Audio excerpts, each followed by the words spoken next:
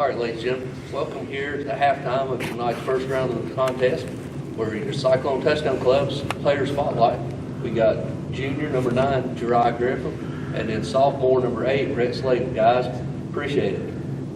Thank you for having us. Oh, you're welcome. All right, we'll go ahead and I'll start with you, Jeriah. This is your junior year. You coming in, you got a little bit bigger role this year. It seems like you've been playing a little bit more offense or defense, secondary, than you was a little bit in the past. Is that something that you're enjoying, playing a little bit more of the safety aspect, or you just want to be on the offensive side? I really like playing both sides of the ball, and I like being involved in the game. I don't really like being on the sideline, having to see what's going on from the sideline. I like being in the game and being able to talk to my guys and communicate with my guys and be on the defensive side of the ball and making plays too, as much as I can on the offensive side of the ball. So I just like playing both sides. It's great. All right, now, Rhett, I'll ask you, your quarterback, last year you played some safety before you got hurt, and now you're playing a straight-up quarterback. You've been around this team for several years. You had a brother playing on this team. What's it like for you standing on the sideline, watching your compadres out there compete? It's a good feeling just seeing them out there doing good, doing what they're coached to do, executing and getting it done. It's a good feeling when you know you got other people to back you up. All right. This year, Jeriah, you're becoming, it's like we were talking off air. When you look at this Cyclones, the offensive side of the ball, you can't shut just one player down. You've got 3 that can beat you at any one given time. Look at you line up anywhere from wildcat to slot to the number 1 receiver. You're returning punts, you're returning kickoffs for a touchdown. You're doing a little bit of everything. What makes you go?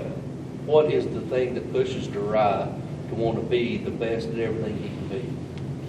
I just feel like I have a good reason and a why behind everything I do on this field, and it's the reason why I put the work in and as competitive as I can be. And I'm really hard on myself in practice. I'm hard on this kid right here in practice.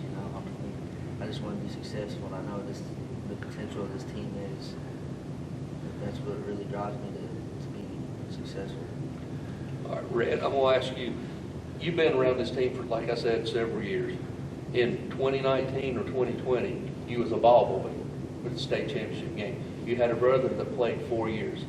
Do you ever talk to Owen about what happens Friday night? Do you ever talk to him and ask questions about, hey, how did you handle this, or how did you handle that, or is that something he just comes up to you and brings it out and says, listen, Rhett? Yeah, it's something he'll just talk to me before the games and stuff, and sometimes just, pressure is kind of a privilege. It's good to have pressure sometimes. It helps push me to do better, I feel like. All right, Rhett, I want to start with you. I want to ask you about this. You've been around the program for a long time. Freshman year got cut short because of the injury. So you come in this year, and you're the starting quarterback with Elizabeth and Cyclones. The successful quarterbacks that have been here have had a unique relationship with Coach Whit, because you're really an extension of him on the field. Tell our listeners a little bit about what your relationship is with Coach Whit. I think it's a healthy relationship between the signal and the play caller and the quarterback, the person who runs the offense. It's just we're both always on the same page. You got to think the same way as the coach, and you just got to be smart, and you got to always do the right thing and be poised. He always tells me be poised and just can't ever be too high or too low. You just got to be right there on track. Tell our listeners a little bit about what it's like, because in the old days when me and your dad played, everybody got in a huddle on offense and defense both, and plays were sent in, and somebody told you what the coach wanted. It's not that way anymore. You're getting signals, and then when you get to the line, you may get a different signal. How do you develop that ability to kind of remember you got a play clock now. You got all this stuff happening. You got all these shifts on defense. How do you go about getting on the same page with Coach Whit when it comes to those signals? you got to watch everything he does, and you just have to comprehend, and you have to be verbal and help. If somebody doesn't know something, you got to tell them what to do, and you just have to know everybody's role on the field. You just have to be smart and know what everybody's doing. Jeriah, let me talk to you a little bit about, you're a junior now, you're a leader on the team, you've played a lot of different positions, as Tony said, on offense and defense. How do you feel about your role that sometimes, you get a kid either because of excitement or inexperience, they don't know what they're doing. How do you go about getting them in the right spot or telling them what to look for? I really try to lead by example and help them put their best foot forward and try to show them the best way they can be successful and be better and become a good football player here.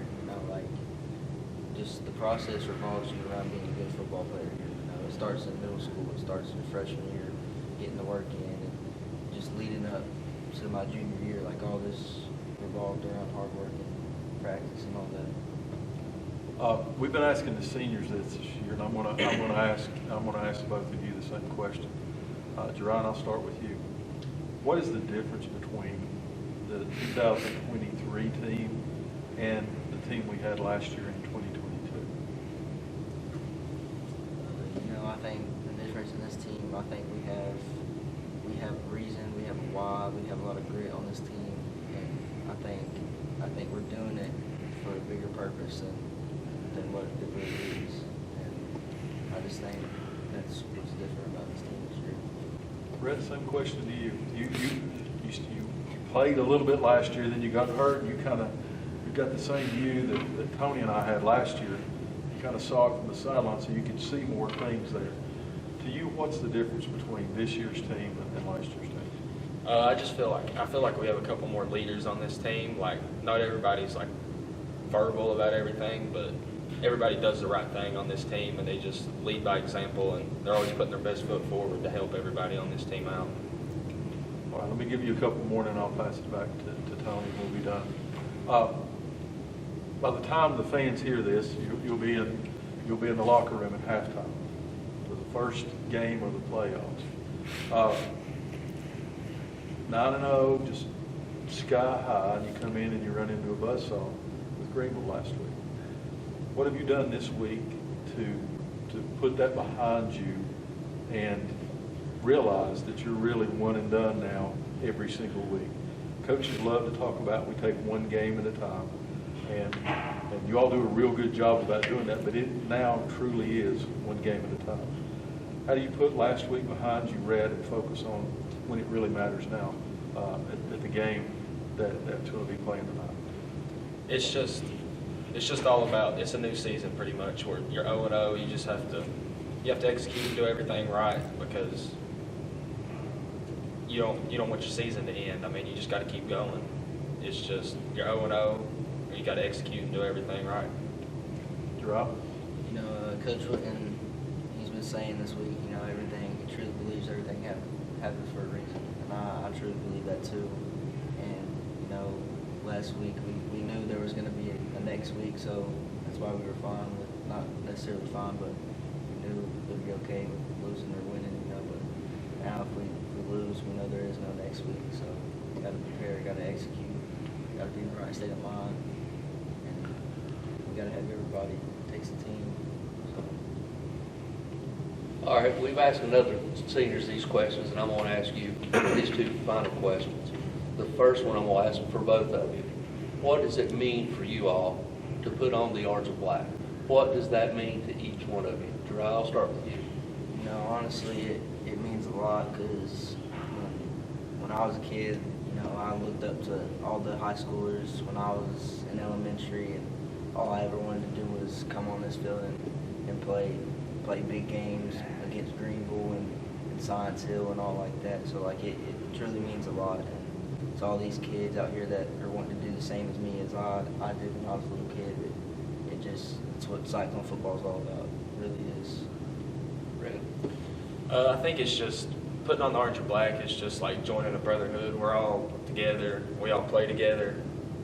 And same as he said, it's just different seeing yourself as when you were a kid wanting to do what us two are doing on Friday nights, like beating 2 6A teams and playing Greenville on Friday nights. It's on a different stage. And then the final question is, now each of you got, this is not your last year, but we've asked the seniors, in 10 years, 15 years, what do you want people to look back and what do you want to say? Jeriah Griffin did this for Cyclone football and Rhett Slagle did this. Now granted you've got another year or 2 years respectively to go, but as of right now, what do you want people to look down the road 5 years from now, 10 years from now? What do you want them to say about it?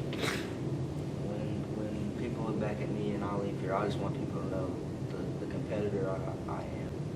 Everything I put into this team and this program for the past 3 years and the years to come. And that's just what I want people to know is my competitiveness and the heart I put into this program. Rhett?